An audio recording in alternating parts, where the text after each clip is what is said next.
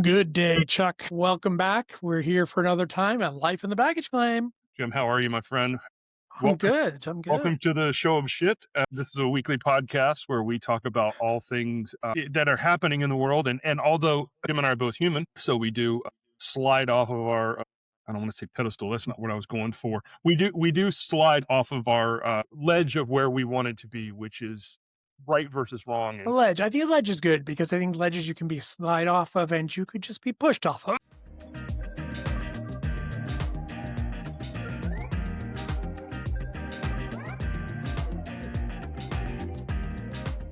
Right. And for those of you just tuning in for the first time or who haven't heard us say this, when Jim and I pivoted, we were a travel podcast because we both own travel agencies, such as it is. We decided to start talking about politics and the way of the world because it seemed like that's something we needed to talk about because we both felt Thank like God we have a lot of opinions.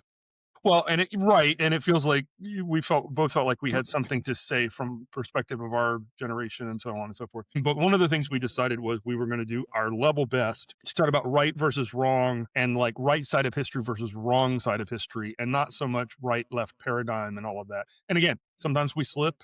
We can't help ourselves, especially, and I'll say this, I know I'll say it 50 more times, but I get pushback sometimes like, why do you hammer the Republicans so much? Well, the simple answer is they're in charge of everything. They are. I mean, the White House, the Senate, the Congress, let's be real, especially this last week or two, the Supreme Court, good God. And so they control everything. So, heavy wears the crown, or heavy is the head that wears the crown. If you're in charge of everything, you're going to get the most shit thrown at you. So but we do, and I've said this before, if the Democrats take control over anything and start screwing up, I will be the first one yelling at them. But right now they don't have any power. So, I mean, what's to yell at? You know what I mean? Right. So, Yeah, and it's been an interesting week of things to watch. Nothing unusual, so to speak, as it's more of a status quo in some ways. However, I did pick up the new book Regime Change, but I started to go through that.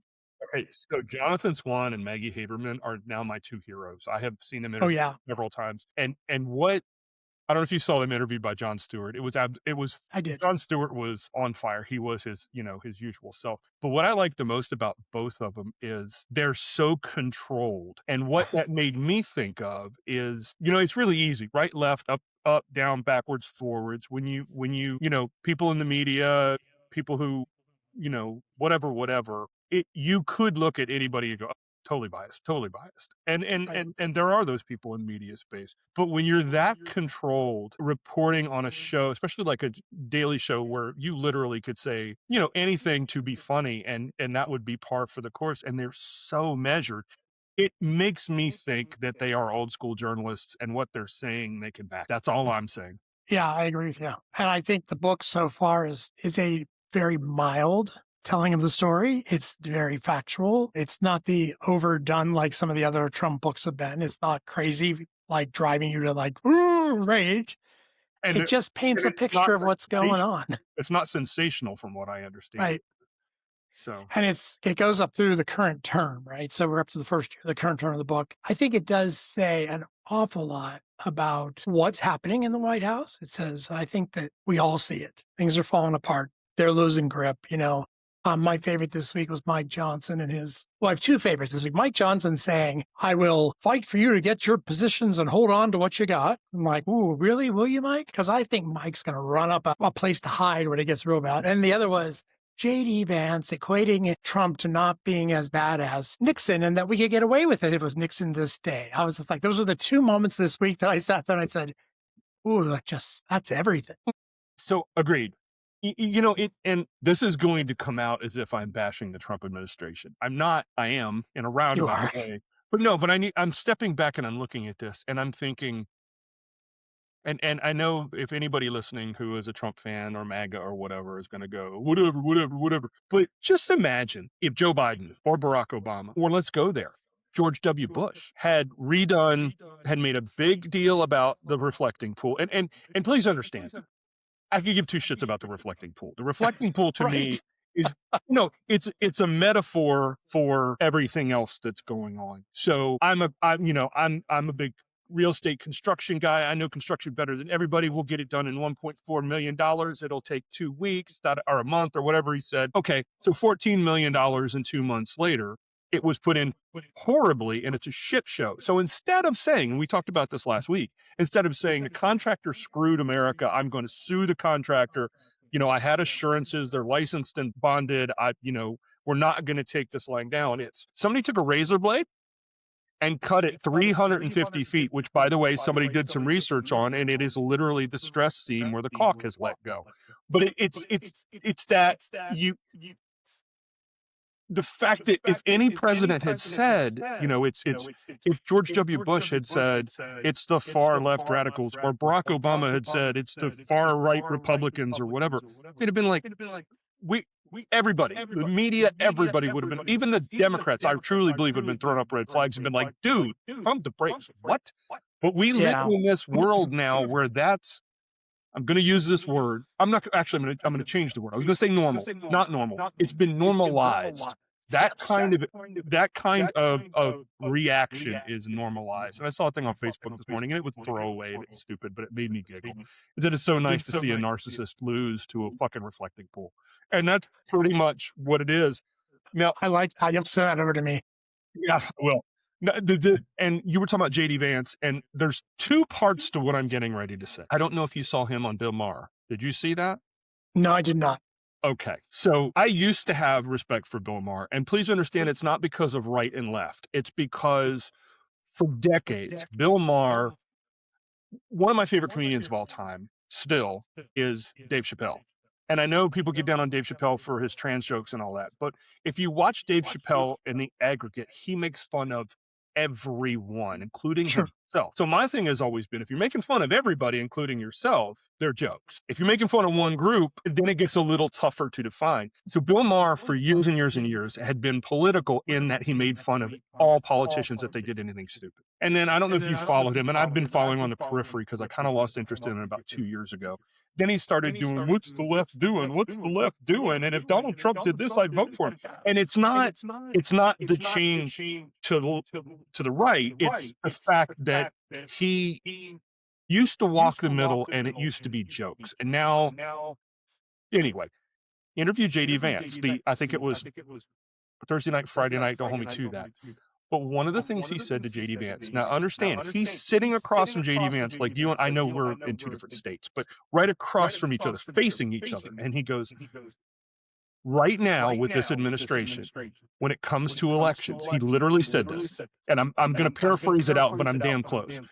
When it comes to election, there are 2 options. You either win or it's rigged, and that shit has got to stop. Like he literally said to JD Vance, the vice president, that shit has got to stop. And JD Vance got this little smirk and he goes, well, when there's things that go on, and he did the whole thing. So the 2 parts to that is, wow, evidently Bill Maher's had enough, which says something because he's been a sycophant whichever way the wind blows for the last probably 2 to 3 years. And second of all, it was that smirk. It was a smirk heard around the world, which anybody who's ever studied psychology or been in sales or any kind of activity where you interact with people on the regular, that smile was, I've been busted, but I'm now going to walk my way out of this. So I truly believe, because there was a time when I was like, do these people really know what they're doing? Like, do they see it?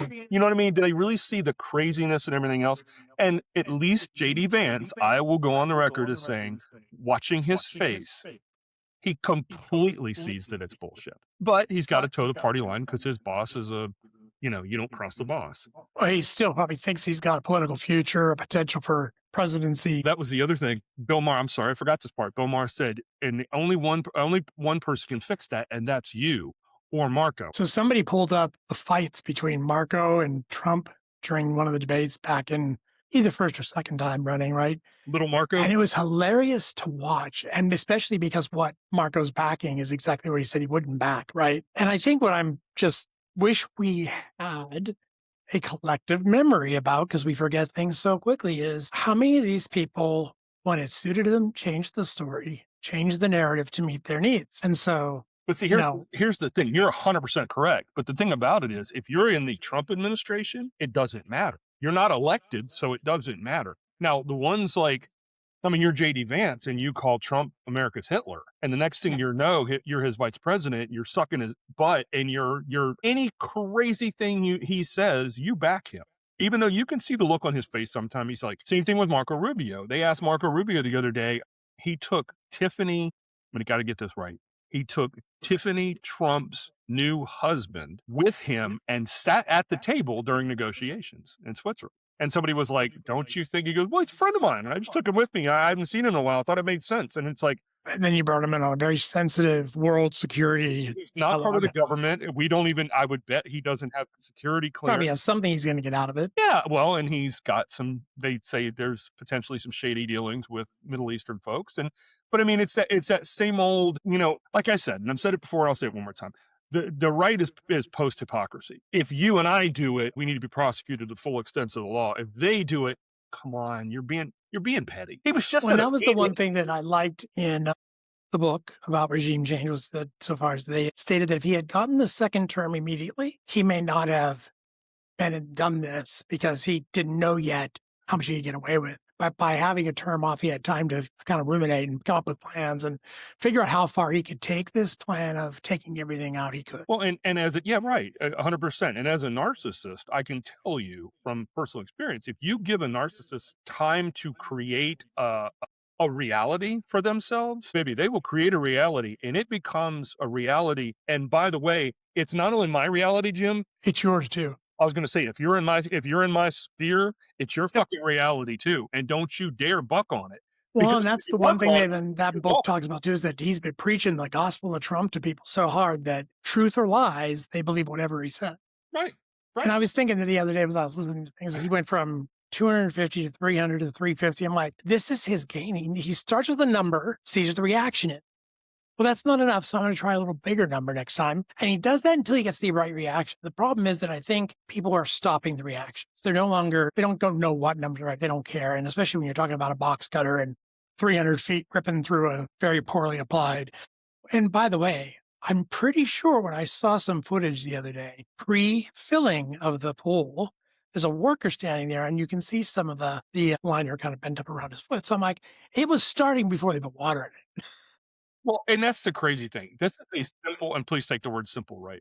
This is a simple case of a contractor fucking up a job. And for those of you who don't know, if I haven't said this before, my father was a general contractor. He built houses for a living. And, I was around, not saying my father was perfect, but he was a good builder, but I was around other builders that were less than, and you would walk into a place and go, the fuck? Or I can tell you that my dad got the reputation where we would go fix things that other people had screwed up. And you walked into some situations and you're like, who in their right mind? Like they were either just trying to get out of here and get paid and didn't care, or they had no idea what they were doing. And I think that's what's crazy about what I said about normalizing things. This is simply, now take the no bid contract out of this, take the fact that he's a buddy of Trump's. I mean, we can't, but do that for a moment and just look at it for what it is. You got somebody who did a job. They did a piss poor job. It failed. It just happened to fail in the nation's capital where everybody sees it because the guy who hired the guy hyped it up as it's going to be the greatest thing on the planet. But when it comes down to it, if Jim hires somebody to come over and seal your swimming pool and it fails, you call them back, and if they say, no, I'm not coming back, you sue them to get your money back. I mean, it's simple. But because it's Trump world, it's got to be vandalism, and we've got to call out the National Guard, and it's got to be this and that. It can't just simply be, this guy screwed us, and I'm going to tell the DOJ. Which would seem to me, he's got nothing to lose by going that way. I mean, we know Trump will sue any vendor. Yeah. It works for him. So why not this one? What is there? How much of a kickback and how much would they say? Right. Well, you know why? Yeah. You just started there. If it went to actual depositions, don't think for a minute this guy wouldn't say, well, Trump told me to get in and out as quickly as possible. And I told him it probably wouldn't stick. And he said, it'll be fine. Or something. It's sort of funny because, to 2 homes I've owned, I've done those epoxy garage seals, right? On my own. Mm-hmm. Screwed them both up royally because I didn't follow the instructions, right? And amazingly, 6 or 8 months in, they start to disappear and pull up and whatever, right? finally had somebody do it right. And watching it done right means grinding that floor down, taking it down to a very open, porous surface. And I don't think they did that. I don't remember seeing any grinding going. No, well, the other thing is, with all due respect, yeah, okay, you did do 2 garages and screwed it up because you didn't read the directions. You're also not billing yourself as a contractor who does this for a living either. That's the Well, difference. now I would know.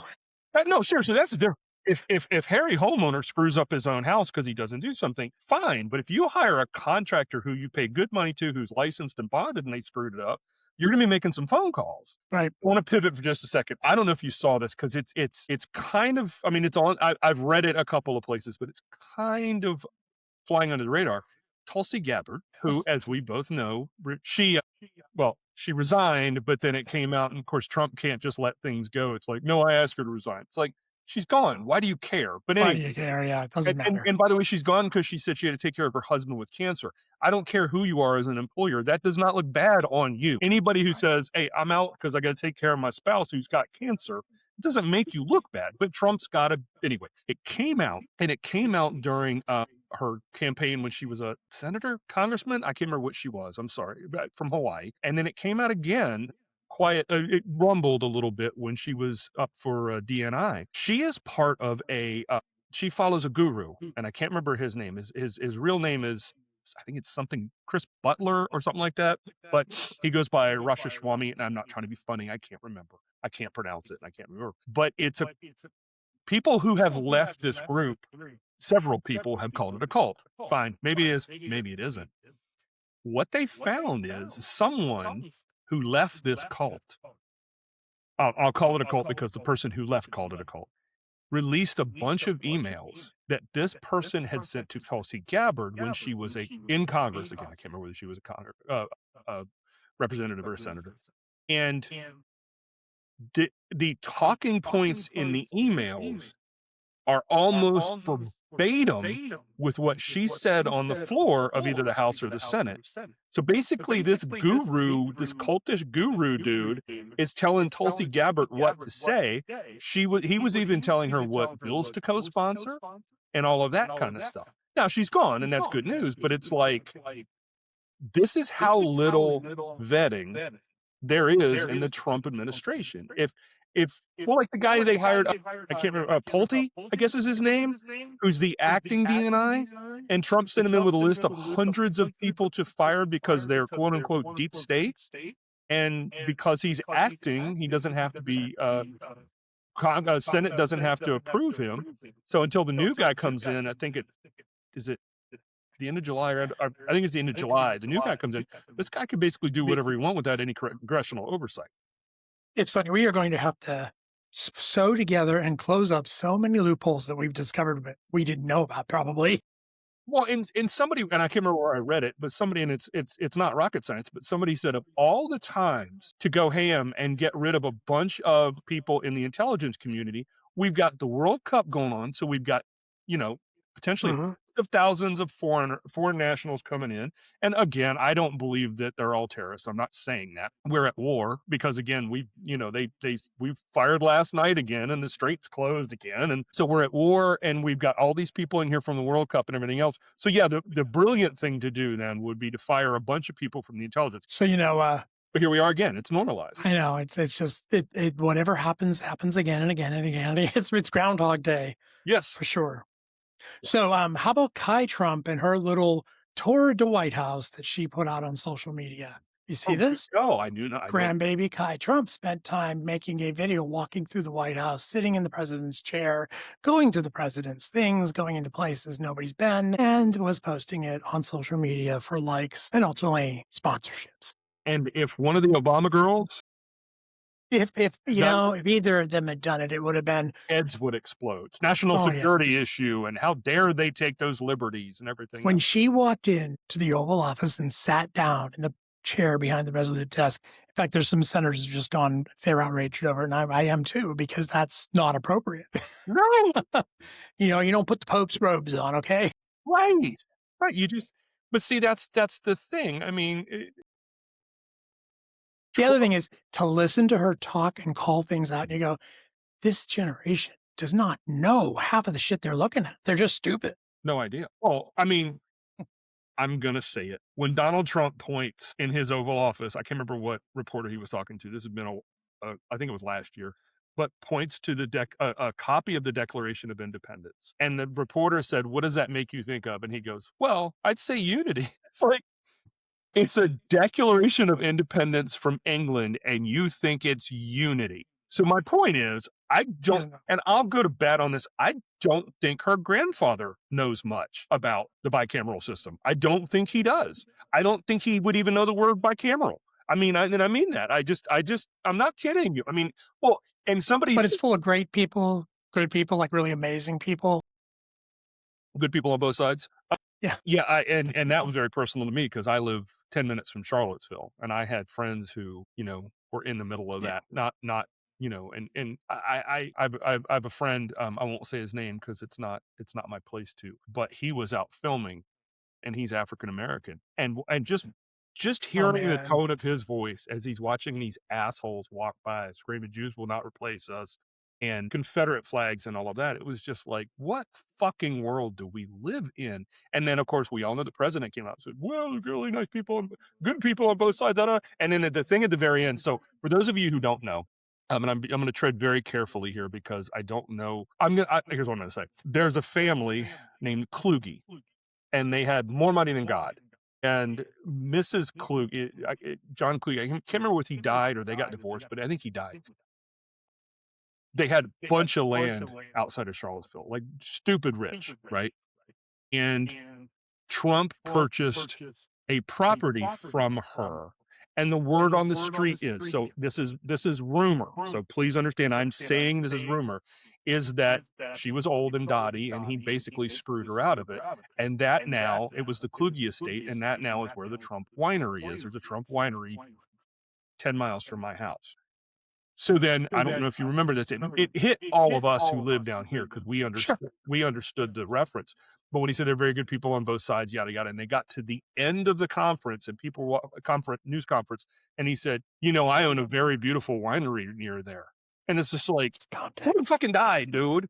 Nazis march through my town and beat people up, and you're talking about your winery because, hey, any chance for marketing? Absolutely. And I think that is probably when Mike Johnson said, well, if the Democrats come in, they're going to turn every committee into an exposing of the president and what he's done in his family and go after everything. I'm like, because you haven't, asshole. Right. It should be investigated. Maybe we'll find out there's nothing wrong. There is that possibility. But reality is, if we don't look, we don't know. And my cat is behind me sleeping. She's spoiled rotten and it's my fault, but I tease my wife all the time. And I'm like, she learned it from watching you. Well, okay, so if the Democrats do come in and start looking at things, we learned it from the Republicans. Jim Comer and Jim Jordan spent 3.5 years of our time, meaning not getting bills passed to help American people, and millions of dollars calling everybody on the planet in to try to prove Joe Biden did something funky when they couldn't. And then it was so important to them that the minute he said, "I'm dropping out of the race," they shut it all down. So yeah, okay, Mike Johnson, you're probably right. The Democrats probably will do committees and look at everything, but it's because that's what you assholes do. The only difference is, well, right, but the only difference is that they were like, and you listen to Mike Johnson and Jim Comer and all of them, they were like, we just know that Joe Biden's guilty. Well, do you have proof? No, we're looking for the proof. It's like, wait, what? You're looking for the proof? So guilty before any evidence proving it. But more importantly, is like, so you don't have any proof. You're looking for proof of this thing you just kind of know. Yeah, well, you know what? If they put Stephen Miller and those guys up, to make them answer, we've got things to point at, guys. There are two a lot more proof is Americans available. dead in Minnesota because of ICE, and a couple other more were shot and beat up and arrested for no reason. We've got things. There are things that could be talked about. It's not, I always make the joke that there's two kinds of I know something. Okay, I know you're Jim Hout because I've met you and we've known each other, right? Wait. Well, I mean, we've been in proximity. We know each other. I also know that China exists, but I've never been there. So there's the two different kind of knows. It's on a map. There's Chinese history. I've met Chinese people. I know people who have been to China. There's enough evidence for me to, if you put me under oath, I would say, Yeah, China exists. Never been there. Never touched Yeah. it. Never smelled it. Hard to Never been there. dispute. You got good facts. But I know Joe Biden, and again, I don't give a shit about Joe Biden, but I know he's guilty. We just need to find the evidence is the most backwards, talking about the right and the wrong side of history. It's the most backwards crap I've ever heard in my life. Like, Absolutely. I just know Jim Houck is guilty of something. And if you just give me enough time and enough energy and enough money and enough people to talk to, I'll find it. What the hell is that? Yeah, with enough time and money, you can do anything. Well, exactly. But, like if a police officer followed either one of us around all day, like when we're driving, I have no doubt they'd find some moving Some by. rule that we broke. Yeah. Yeah, I mean, not that we're trying to. I mean, every day, maybe we didn't stop quite as long as a stop sign because there was nothing coming than we should have. Or, maybe our muffler's a little louder than it should be because it's got a leak in it. I don't know. If a cop followed you around all day, yes, they could find a moving violation. Right. But they're not allowed to do that. That's illegal. They're not allowed to follow you around all day. Well, guess what? That's what the Republicans did with Joe Biden. They followed him around for 3.5 years, found absolutely nothing. And now they're worried, as they should be, that if it flips and the Democrats take over, they're going to do the same thing to them. Well, guess what? I've said this for years. If I'm not doing anything wrong, come look at me. Yeah, but you got nothing to hide. Yeah. I mean, you can't manufacture something not in front of the American people. I mean, you can try, but ultimately I can prove, no, that didn't happen or whatever. So yeah, what are they scared of? So did you also, the other thing I think that broke this week that was interesting was Pete Buttigieg has had a bad situation thrust upon him. Somebody decided to call Child Protective Services about him and his children. I did not hear this. And that when these things happen, they're taken seriously, right? So they came to his house, they separated him from his partner and his children, sent the children to the grandparents, interviewed them. They figured it was a hoax and someone had called it in and it's probably politically motivated. And, Pete wrote the most balanced non-judging kind of, here's how it affected me kind of write up, right? And God bless the guy, because I would have been, if I find you, I'll kill you. And his family doesn't deserve that. And that's not because he's gay and I'm gay. It's because no human being should have something thrust upon him, especially regarding child protection services, unless you're proving it to be true. He's in public with his kids. He's obviously, he and his partner love their kids. They adopted them for a reason, right? So it's sort of, why do you do this? You come out right side of history, wrong side of history. You just said a mouthful. You don't put the kids in the middle of it. Look, if I'm a public figure and you don't like me and I don't know if you've heard of swatting. I don't know if you've heard of. Well, they're equating this to swatting. But it's not, though. And the reason I'll say that is because if the police show up at my door and beat on my door in the middle of the night and I open the door and they're like, what's going on? You're like, what the fuck are you doing? And I'm assuming that exchange would be reasonable, where they would go, because what swatting is, for those of you who don't know, is what they say is the house is being broken into or there's something going on or whatever. A bomb or whatever, yeah. Right. If I open the door bleary-eyed in the middle of the night, scratching my ass, and I'm like, what's going on, officer? And they kind of look past and they say, hey, yeah, sure, come on in. And they look around and they're like, okay, it was obviously a hoax. Could my child get up in the middle of the night and be like, Daddy, what just happened? Sure. Son, daughter, it was a misunderstanding. The police are here to do their job. It was a misunderstanding. Everybody's fine. Go back to bed. Could that possibly harm the kids? I don't fucking know. Maybe, maybe not. But if the parent handles it right, it was a misunderstanding. The police are here to protect us. It is what it is. But when you go to the point where you separate a child from their parent, that scars that child. And I can't go there. It's just like I had friends years ago who divorced, and they had 2 kids, and the wife moved like away. I don't want to go too deep into this. I don't want them to know that I'm talking about him. But the bottom line is the husband the husband was in the military. He couldn't follow. Okay. Right. And she got really mad at me when I told her that she had no, you don't get to do this. You put the kids in the middle. If you hate him, fine. Fucking divorce him and move on. But you put the kids in the middle. And that's, I can't stomach that. So no, it's not like swatting. It's fucking awful and it's wrong. And but the thing, there's a concern that comes out of this is this could be it could set a tone for other things, for other candidates, right? And that's what's now. And here's the thing. Generally, candidates are real good about keeping their families just arm's length. And Pete Buttigieg has had a fair share of bad things said and such about him and his family and his partner, whether you like him or not. But I think part of it is the man's response was just a breath of fresh air, because he didn't go out swinging Trump did it, right? And he also immediately went to the fact that he and his partner were embraced. They were closer than ever. They've been since their son was in the hospital for whatever injury, whatever he was life thing he had, and that they were working with the kids to get through it. And they know this will leave a permanent mark on the kids, but they will do what they can to fix it. Here's what bothers me. Again, you don't involve the kids. It's this, and I'm going to make an assumption, and I think it's a fair assumption, that it wasn't a Democrat who called in on him. I mean, let's be realistic. It most likely was somebody on the right. Just Someone who, for pride, didn't like the fact that Pete's family pictures were put up during June, and they don't like pride, they don't like gay stuff, so they're homophobic. Okay, but I could be but I would say this person is probably on the right. I'm just going to say. So who's in charge right now? Who's the face, the mouth, the brain of the right? Who enables it? That's what the problem is. No. I'm not even going to go there. I'm going to take it a different direction. You're right, but I'm going to take Donald Trump. This would be a time I could see Obama doing this. I could see George W. Bush. I could see HW. I could see Ronald Reagan. I could see damn near any president in our history saying, I just heard about this. Kids are off limits. We're going to investigate this. We're going to find out what's going on. We're going to investigate this. And to those people, if you're a supporter of me, I'm telling you right now, kids are off limits. Absolutely not. If you want to egg the man's house because he's, whatever, I wouldn't condone that, but I'd say whatever. But kids are off limits. And I don't know anybody in this country, right, left, center, up, down, black, white, green, purple, who would look at Trump and say, oh, dude, that's weak. Everybody would say, I agree. It's because Trump likes kids. We already know that. Well, guess what? He likes kids.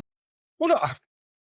What I'm saying is the right is the ones out here screaming, we need to take care of the children. And Donald Trump found 450,000 children or whatever it was that nobody could find. Well, no, they were on a roll. They just hadn't been contacted. But that's all another story. But, we got to save the children in the womb. It's all children. Do this. It's okay. All he would have to do is come out and say, okay, guys, never again. I don't want it. You're not my supporter if you do this. And if you do this to anybody else, my DOJ, my FBI is coming after you. This is off limits. And I'm telling you, there are independents that would go, It would only benefit him. Forget the fact that he has no fucking heart, I don't believe. It would benefit him politically. It would not hurt him at all. But he will not do it because he's so petty. He's going to say, well, he won't say a thing. He is not even going to make a comment. Right. But see, that's the other part. If there were anybody in his administration that actually had any political savvy and weren't just doing whatever daddy said, they would say, sir, this is that line we talked about. If you came out and said, and it's the best economy ever, and by the way, whoever called that in on Pete Buttigieg, I'm coming after you. My DOJ's coming after you. Kids are off limits. Who the fuck would disagree with that? I mean, seriously, who in the country would go, I disagree with that. Screw kids. I mean, that's all Sorry, that was a pun that I didn't mean it that way. Forget it. Kids aren't important. Nobody says that.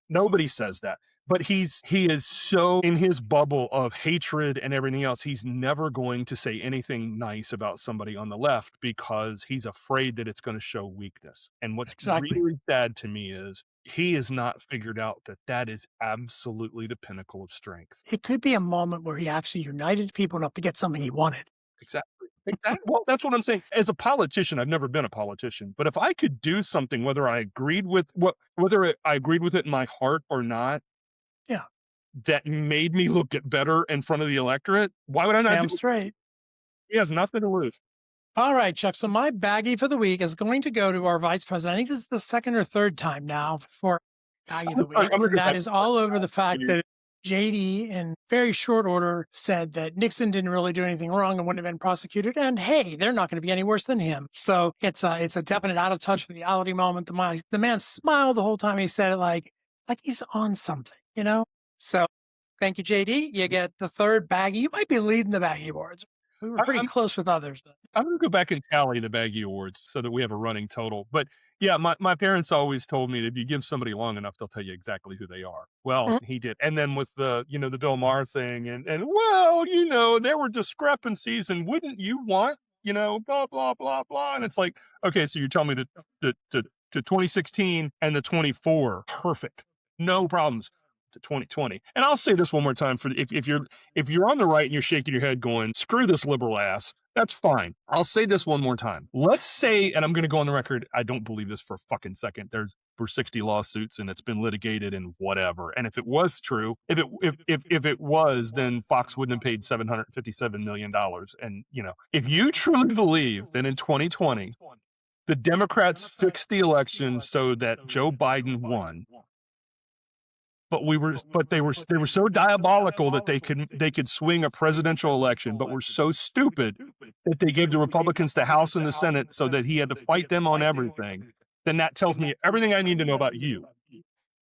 I mean, we talked about last week about conspiracy theories and logic and everything else. If you really want to look at it, if you really want to talk about conspiracy theories, which I don't truck in, but in 24, House, Senate, presidency, and he stacked the Supreme Court. That would reek more of cheating than 2020, where Biden won and then didn't have the House or the Senate. But I'm not saying I believe either one of those. But all right, Jim. Sorry about. Thank you. Baggy word, JD Vance. I couldn't agree more. He's Enough said. He's worse than Trump to me because he's smarter than Trump. I mean, honestly, he's a genius, but he's more savvy than Trump. Let me put it that way. There you go. He knows how to work the room. Trump's the guy in the schoolyard that beats up all the little kids. JD Vance is the one that stands behind him and goes, so-and-so said such and such about you. You should go beat them up. That's JD Vance. And those are the guys that scare me more. I can see the bullies coming. All right, Jim, on that note, here's your happy ending. A surprise letter arriving in the mail is about to change hundreds of thousands of lives across California. More than 250,000 people will soon learn that their medical debt has been completely erased thanks to a major act of generosity from Snapchat CEO Evan Spiegel and his wife, supermodel Miranda Kerr. Working with the nonprofit Undo Medical Debt, the couple helped eliminate more than $500 million in unpaid medical bills, giving families a chance to move forward without the weight of crushing debt.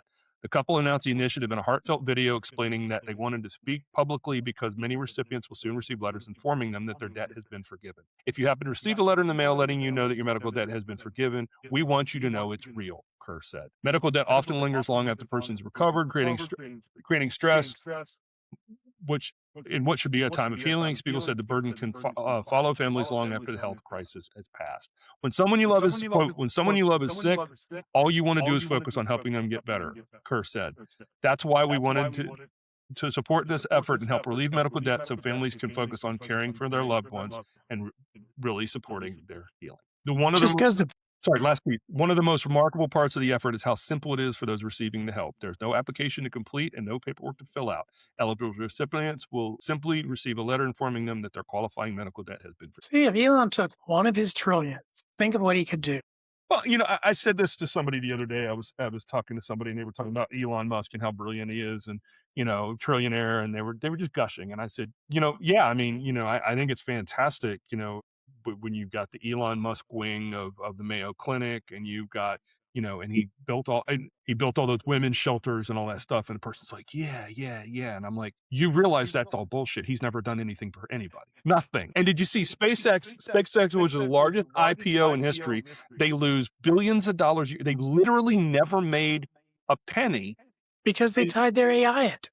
Well, not only that, they've never made a penny. Neither has Tesla. The only reason Tesla makes money is because they sell their green energy coupons to other companies. And SpaceX is now, he had to borrow Mr. Trillionaire had to borrow $200 billion to buoy up the IPO because it's never made a fucking penny. And I'm going to get these numbers wrong, so don't bear with me. But I think it opened at like $250 a share. And then it went up to like $260 or $270 as things do. The smart people bought in, got out, made money. And now it's down to like $220, I think it is. And I don't know. I don't follow it, so I'd have to go. But my point is it's already lost money. So if you jumped in at $250 or whatever it was, you've already lost money.